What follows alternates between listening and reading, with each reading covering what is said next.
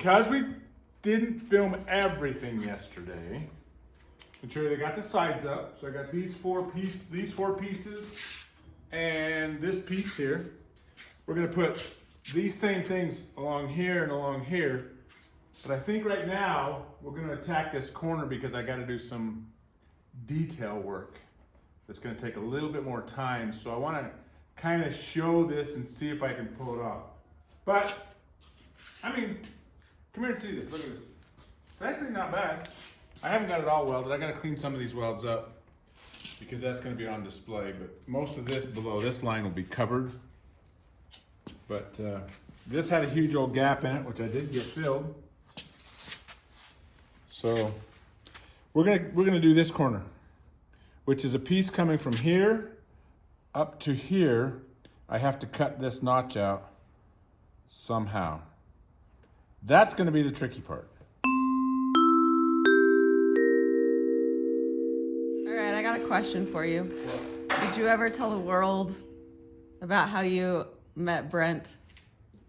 I don't know that I ever did. I mean, let's just have a conversation just because I was just about to make a comment about that. Because we were friends long before he was my boss. Yeah. Okay, so are you Yeah. on in a position? Yeah. Okay. Wait, oh, actually, no, I'm not. There we go. Okay. Brent was my friend long before he was my boss. And so I have to laugh when Brent says, oh, I'm not your... He says, I'm not your boss. Then he said, but I don't want to pester you because I'm your boss. It's like, no, you're not my boss. You were my friend first. Brent and I met in high school. We rodeoed together, but we didn't rodeo together. I was the South Utah County Rodeo Club, and he was North Utah County Rodeo Club. But my senior year in high school, and I had known them, him and his sister both roped, but my senior year in high school, I wanted to go to Moab to the rodeo with two of his other friends. So the three of us, we knew them, we knew Brent. We asked if we could hitch a ride, which is what cowboys do sometimes, especially rough stock riders, because we were bareback riders and saddle bronc riders. So we threw our stuff in the back of his pickup, in his dad's pickup, and they drove us to Moab my senior year in high school. And that's basically the first time we really had a lot of interactions, but I knew him the whole time. He's like 2 years younger than me, but I think he's only a year behind in school. I think that's what it is, because I'm a year behind in school, so he was actually ahead. Anyway, I'm his sister Janice's age. I'm her age, and then she married my best friend from high school, so it's kind of been all intertwined. But anyway, that's how I've known Brent. So I've always said we were friends long before you were my boss. And he says, well, I don't want to pester you. I don't want to pester you. No, you can pester me. We're friends. It's okay. So I've known Brent for 40... Let's see, if I've been out of high school, it's 43 years. I've known Brent for probably 44, 45 years.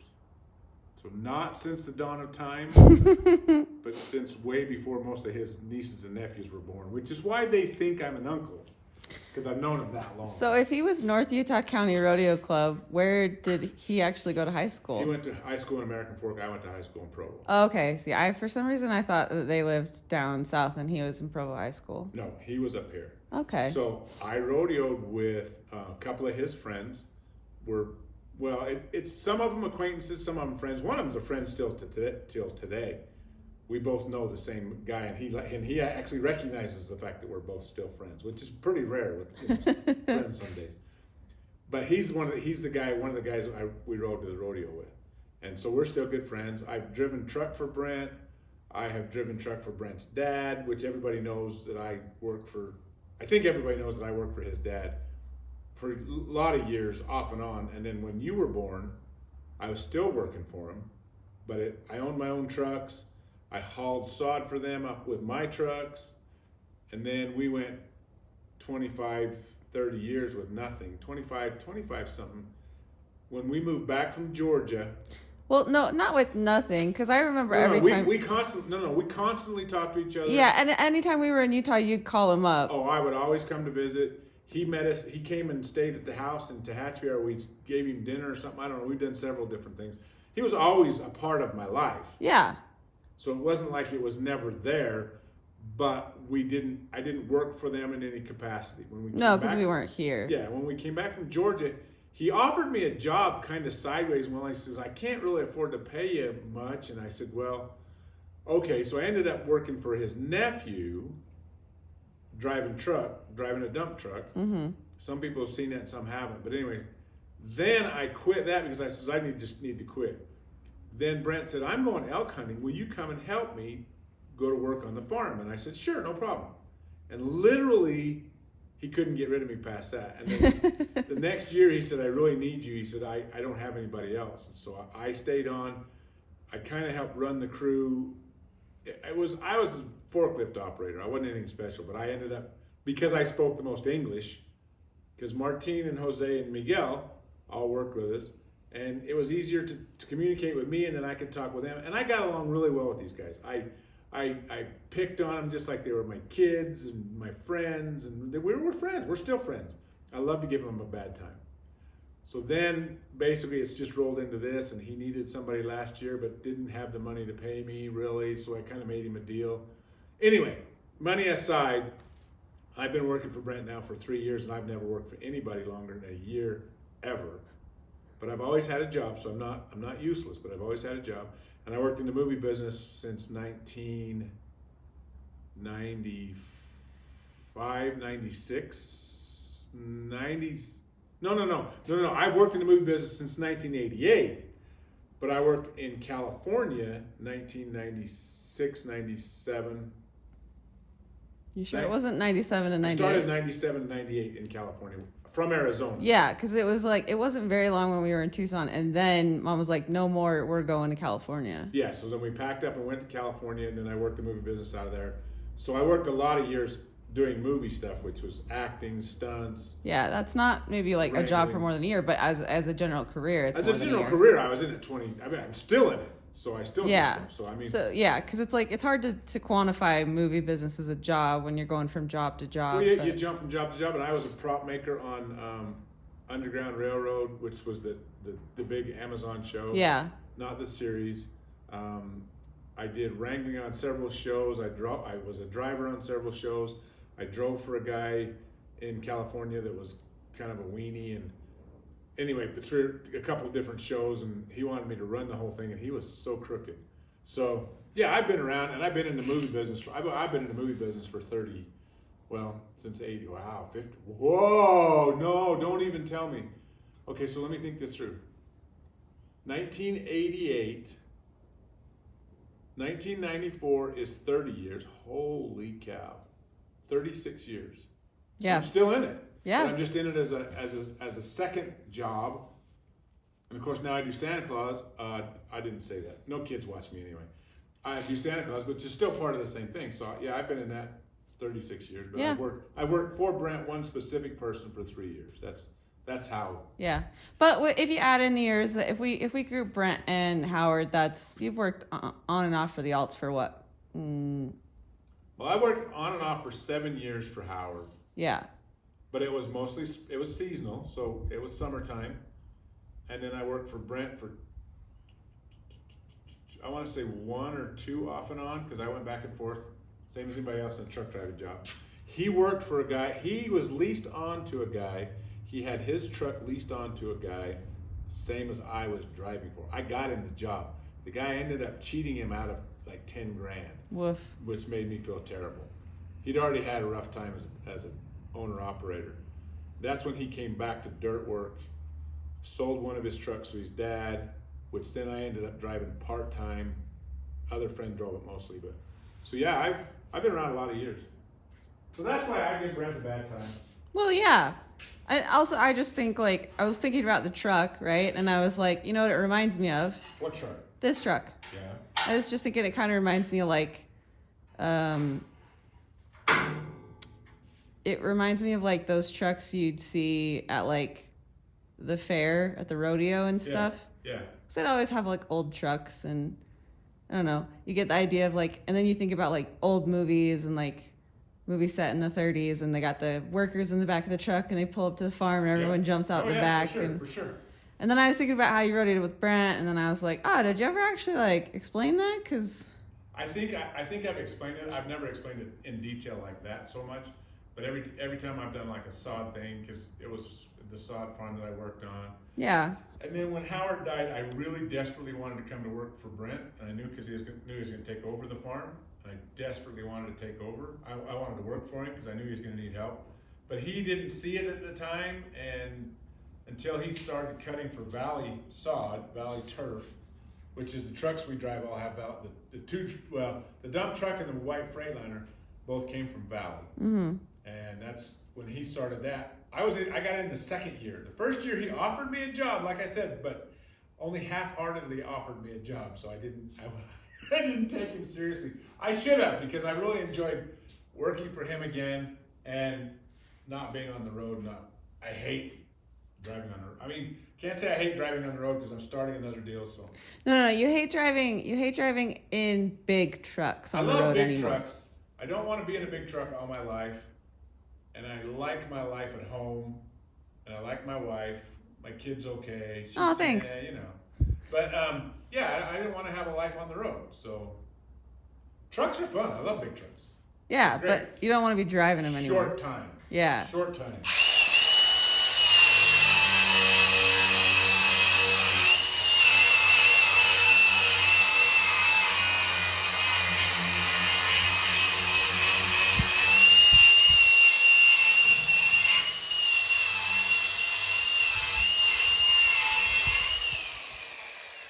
So yeah, that's why I can give Brent a bad time because I've known him a long time. Well, and also like this truck's gonna have alt farms on it, and that just made me think about. That was my idea. I like that. That was a good idea. It was my idea totally because I thought, you know what? Let's make this kind of a nostalgic. Let's throw your dad in here and his grandpa, because the brand is his grandpa's brand.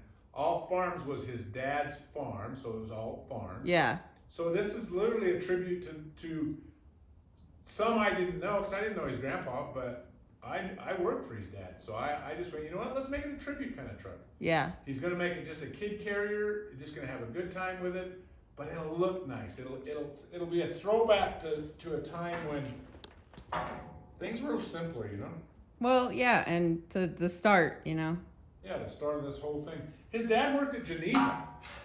His dad worked at Geneva for years. Oh, I didn't know that.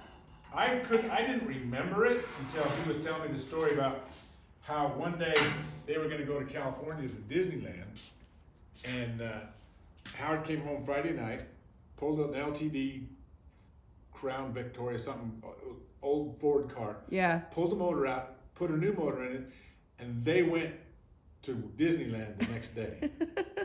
That's the kind of guy Howard was. And then when he started telling me that story, I'm like, oh my gosh, you're right. I totally forgot about that. But I'd never heard the story about the car and the engine. So it's one of those deals where you kind of go, yeah. Now, So that's why this place looks like this. One, he's a farmer, but two, he was a mechanic. But he worked at Geneva Steel to get his farm up and running. Well, you have to have money to farm. You have to have money to farm. It's not something you can go out and make a ton of money at. You have to love the idea of farming, which he did. He then bought the sod farm off of a bankruptcy, which actually turned out to be somebody that my father-in-law knew. So he had co-signed, I think he had co-signed with it, if I remember correctly, and ended up getting the farm because of that. So he ended up with the farm. So the sod farm was a second thought, but the sod farm built everything else. Yeah. That they got, and Luray was always, they scrimped and saved and bought land, and Howard always bought land. If you're a country music fan and you hear that song "Buy Dirt," it means literally that's the only way you're ever going to make money in this world is buy dirt, because good Lord don't make any more of it.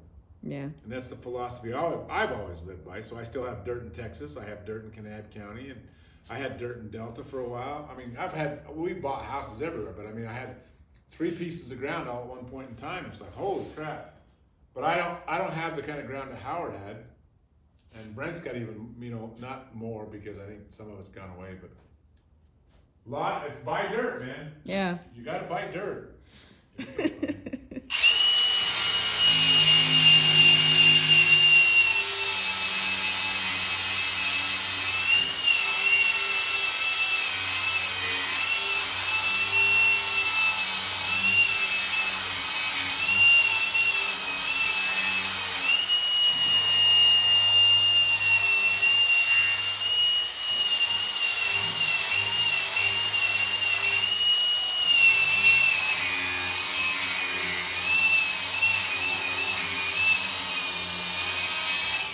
And then what's funny, I like to tell the story about when you got stepped on by that horse.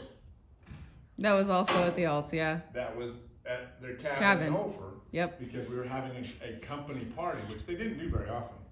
But took time and had a little barbecue, just not barbecue, grill, a grilling thing. Had some hamburgers and hot dogs and stuff. And Anita had her horses out there, which were her dad's horses. And you got somehow, the horse spooked or something, you got up underneath, the horse stepped on you, and so she took care of you the whole entire time. So she bonded with you over that. I should probably look at this before I go any further. I had fond memories of Anita. We we have been around the Alt family many years. Because when you find good people, you want to stick around with them. And don't say this on camera because Brent will see it, but they're good people. Too late. Oh, too late. Because he gets embarrassed. Well, you know what? He's going to have to live with it. It just means that people love him. Nah, he's a good guy. I think that's something we all struggle to do is accept love and care from people that we care about. We do. I was reading something about that today. People who've had, people who had overcritical parents and how they feel. And I had an overcritical parent for one. And the little idiosyncrasies you pick up, Yeah. One of those is accepting that you're a good person regardless. And I still do that sometimes. I know I'm a good person, but I sometimes self-deprecate myself too much, Yeah, I gotta break you of that. I have to break you of that habit. That's what the main thing of being your film person now is. I'm gonna break you of putting yourself down. Yeah, but it's fun.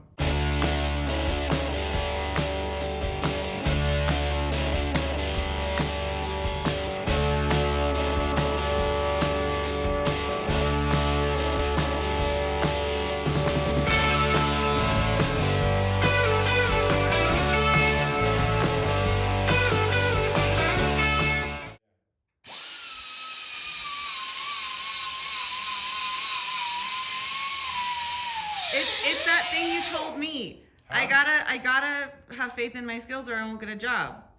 I gotta stop putting myself down and saying I don't have any skills. You have to feel confident, and that's something that I've had a problem with. I admit. But like this is all new to me. But I feel good that I paid attention to what other people do. Yeah. And taking more time to do something more perfect. Not more perfect, but let's just go with more better. More better.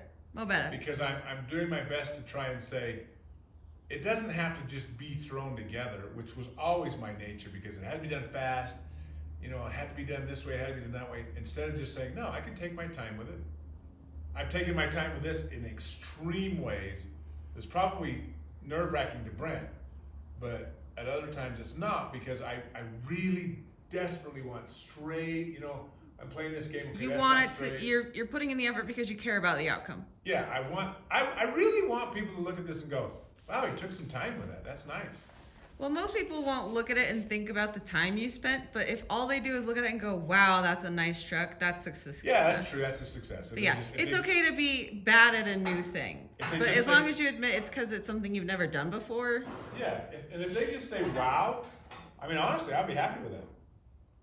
I'll be very happy with that. That's why I laugh at myself because I do watch a couple guys more religiously than some, but I've learned a lot of stuff from watching these guys that have really made me think about the way I do a project.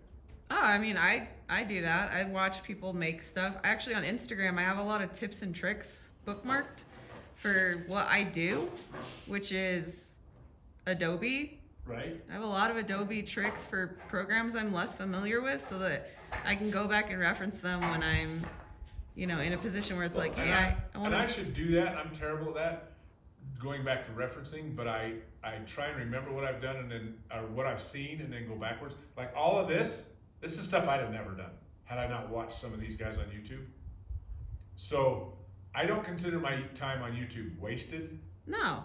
because I've really taken the time to go, this can go that much further if you take the time and really put some effort into it. Well, time spent on knowledge gained is never wasted. No, I don't want to use my excuse as well as my entertainment, because it's my entertainment, but I'm also learning.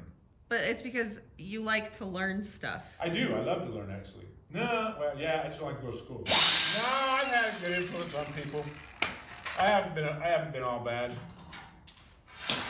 Growing up in high school, my buddy I hung out with then, not Randy, and his mother used to think I was the bad influence.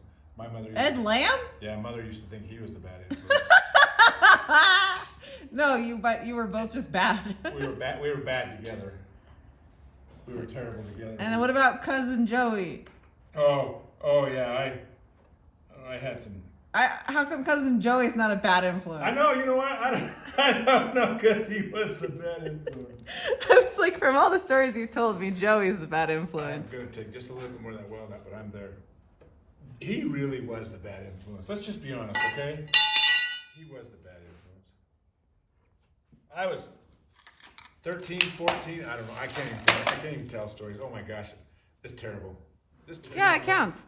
Hey, are you and Joey the same age? No, Joe is, I think he's a year older than me, or maybe 2. Oh, this is beautiful. See, this is the kind of stuff I would have never done before. I'd have never spent the time to get. You're treating it like you're an artisan. I like it. I really am. Because I've watched these guys going, you know what? If you just slow down, you could actually. I don't know what I'm gonna do. I know what I'm gonna do. I'm gonna quit trusting my hands on my gloves because I don't want to take my gloves off. Oh yes. Yes.